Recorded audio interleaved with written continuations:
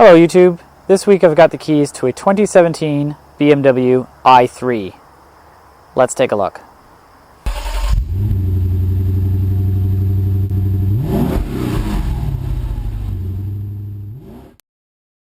So it's a funny looking car. Some actually like the looks of it. I'm a little torn either way. Some of my coworkers think it's ridiculous looking. It's small, basically hatchback. This one here has got the 94 ampere hour battery with the range extender, which brings it to, with all the features in this one, 65,000 Canadian plus taxes, so it's not inexpensive. These tires are kind of hilarious. I turned them on purpose so you can see how narrow they are. I believe they're 155, 70, 19, something like that. And it's funny because you can see all the control arms and everything because of how thin that tire is. You can't usually see that. Yet it's still a 19-inch tire, which is rather large. So it's probably a hard tire to find.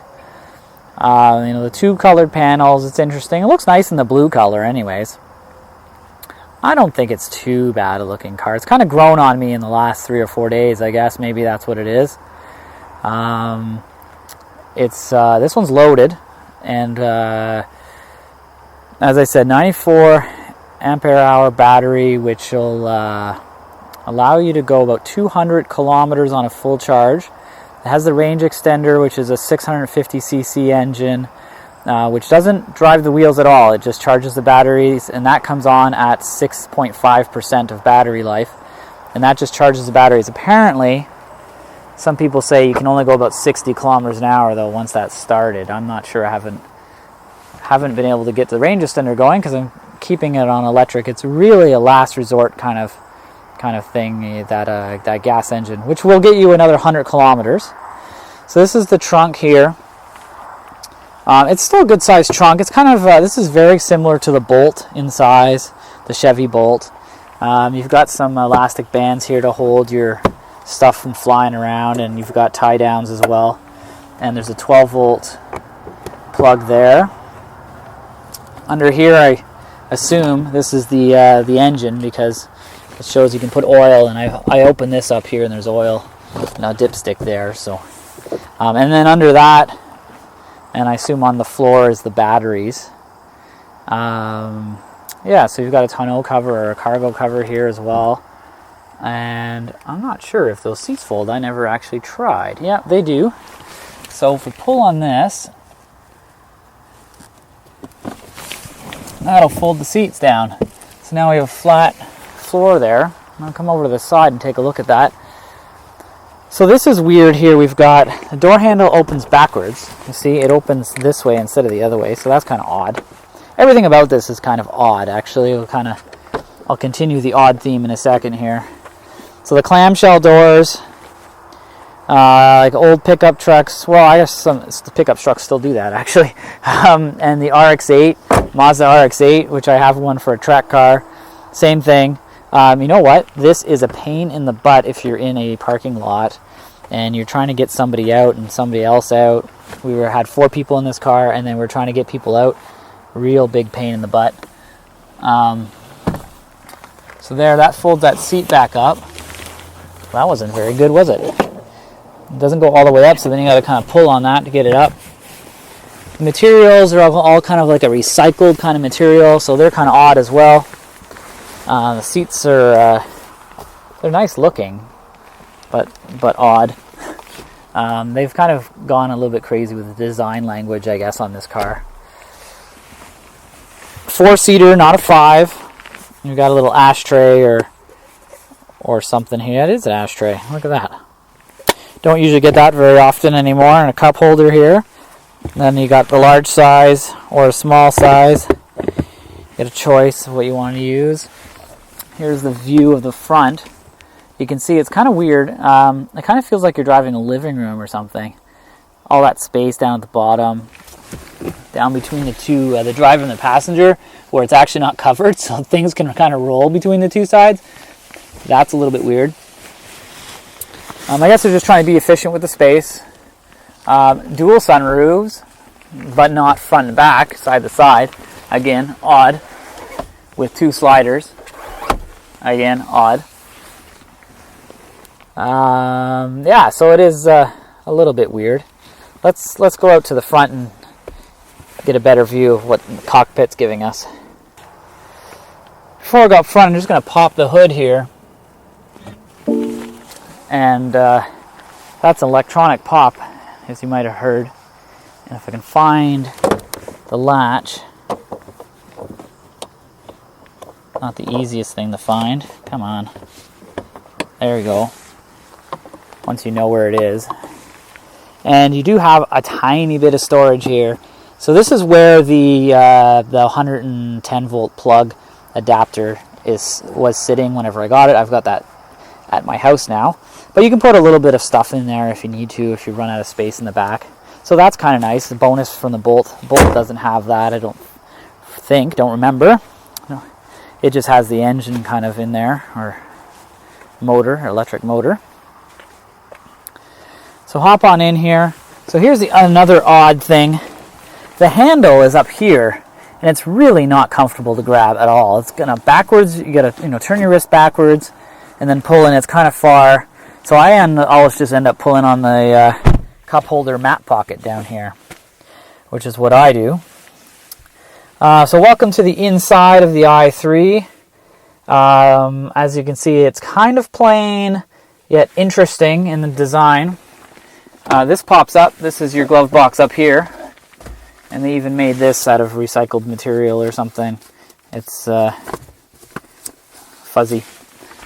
Your owner's manual in there. And this is, I'm not sure if this is wood or plastic. We're kind of trying to feel it up and figure that out. Could be bamboo or something. Looks like you got like kind of an iPad jammed on the dash, and then another smaller iPad. Looks like, yeah, this kind of looks like one of those Chinese cheapo iPads jammed on the dash there, and that one looks like a real iPad, only obviously a different perspective on it. Here you got a cup holder down here. Again, this weird space with a thing to hold stuff so it doesn't slide around. I guess you want to put some papers in there. You got your cup holder, armrest, with a little bit of space for a phone. This is your phone seat belt, snap-in adapter. Yeah. This goes all the way back. And you've got a, wow, when's the last time I saw one of those? That is a really long time ago. Well, maybe not that long ago, but a few years anyways, that I see an actual lighter in the car. USB and auxiliary input. And of course you got a lighter with a 12 volt. Electronic parking brake. These are your parking sensors, on and off button. Here's a button for your modes. So you've got Comfort, Eco Pro, and Eco Pro Plus. So basically it's your throttle response, but it also adjusts how the HVAC system works. So on Eco Pro and Eco Pro Plus, you get a little bit less air conditioning or less heat, which gives you better range on your electricity. And then here you've got your control for your iDrive system, which appears here. So let's look at the steering wheel for a second, and then I'll turn it on. So nice white steering wheel, which hopefully doesn't turn brown. It probably would from my hands. I always have greasy hands from working on cars or something. So keep your hands clean when you hop in this car, I guess. You've got your controls for your cruise control. It does have radar cruise, and you can either use the radar or not. And it has your modes and that for your stereo controls as well. Over on the left here, you've got your automatic headlights and dimming.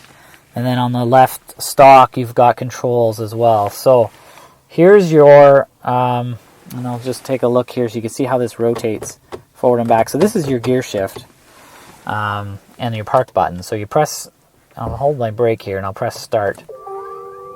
And there we go. And it's up and running. It's pretty quick. It basically starts up immediately. If you don't have your seatbelt on, it complains for a second. And so you got your control on the left here, which cycles through. So I'm at 48% of the battery life right now. And this is showing me my average. It's been 3.4 miles per kilowatt hour.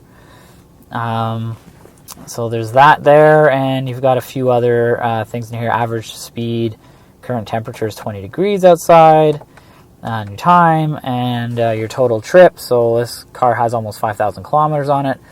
In this trip, I've traveled 253 kilometers. Now that's between, I've charged it and kept going. This is just how long I've been driving it since I picked it up. So this down here shows me I've got 100 kilometers of fuel, 108 kilometers of fuel remaining. And that varies depending on your driving. So that will actually move. Even though it's not using the fuel, it'll move around. It's trying to estimate all the time. Whether you drive a lot of city, do you drive a lot of highway? It's trying to figure that out. And then this here is your kilometers remaining on the battery charge.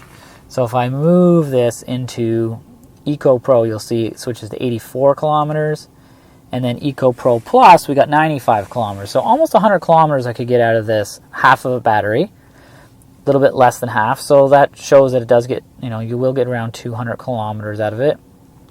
I've been kind of mashing the throttle pedal everywhere because it is kind of fun to get this thing going.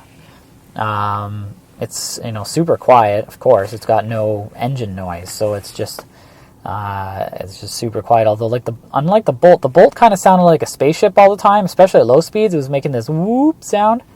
This doesn't make any sounds. It just goes.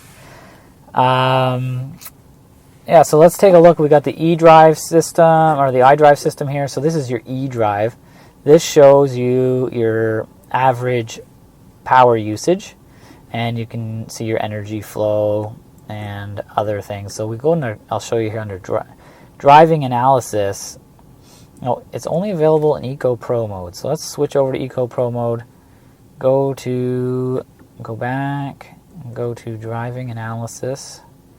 Oh, it doesn't show it right now. I guess it's per driving session. So last session it showed me acceleration, I got 1 star, but anticipation I got 4 stars. So in this vehicle, just like the Bolt, if you lift off the throttle, it will basically turns into regeneration, and it slows down. So you rarely ever have to touch the brake. If you lift off early enough for lights and slowdowns in traffic and stop signs, you never have to touch the brakes. So that's what the anticipation is. And then the acceleration, of course, is how gently you apply the throttle, but I just keep pinning it everywhere because it's kind of fun. If it was my own car and I was driving it every day, I'm sure I would stop doing that, but it's kind of fun. So let's see here. What else we got? This is just a trip computer. And in here you've got a bunch of other stuff. So there's navigation, and the nav is kind of nice. I'm going to go in the map here. So you can see this. I'm going to zoom out a bit. It's kind of 3D, and you can change it to 2D as well. This view they call perspective view, and you've also got direction of travel as well as facing north. And I was driving in the city, and actually this was showing them like tall buildings and stuff, so that was really cool. And shows, I was out in Stittsville, and it was showing, or Canada, and it was showing me the Canadian Tire Center, nice, exactly what it looks like, just like on Google satellite view. So that was kind of cool. So it's got nav, and been even better for 65,000, I guess. What do we got here under connected drive? So yeah, you can call BMW, and they've got I've got data on here, so you can surf the web, I think, on here. And telephone, radio, multimedia. And so if you connect stuff to it, of course, you can listen to music, and then radio and satellite radio and FM and all those normal things. So it's surprisingly basic. It doesn't even have blind spot detection. It's surprisingly basic for a car at this price range, but you're paying for those electric batteries and the technology, I guess. So I'll put my foot on the brake here, and I'm just going to pop it in the reverse. You can see that backup camera pop up, and it does move the wheels. It's quite the wide view, as you can see here. I can back up. It's kind of eerie because there's never any sound. You get used to it, but it's kind of weird. So you can also have just the parking sensors and no camera. So that'll show you the parking sensors front and rear. And then what else can we do? We can crank up the brightness if it's dark out, and the contrast as well. Oh, that looks better. And you can also turn off the lines obstacle marking. Oh, so cool. If there's obstacles there, I guess it shows you. Yeah, so it's pretty much all that this has on the inside. It's pretty basic, as I said. You've got your climate control here. Set it and forget it. 21 degrees, 22 degrees Celsius, whatever you want. It does have heated seats, which are 3-position for the driver and passenger. And that's definitely needed in this car. It's got a heat pump for the winter. And that doesn't work the greatest from what I understand. It's not warm or cold right now, so I don't really need it. From what I understand, it doesn't work the greatest. But the heated seats really heat you up quick. They're super efficient, right? They're 100% efficient, pretty much. So you feel warm quicker, and then that helps you stay warm and keep the battery life. So why don't we take it for a drive, and you'll see it. Hopefully the camera picks up the speedo here, and you'll see that it actually picks up pretty quick. It's kind of fun to drive because of it. So let's get going. So I'm going to pull out here.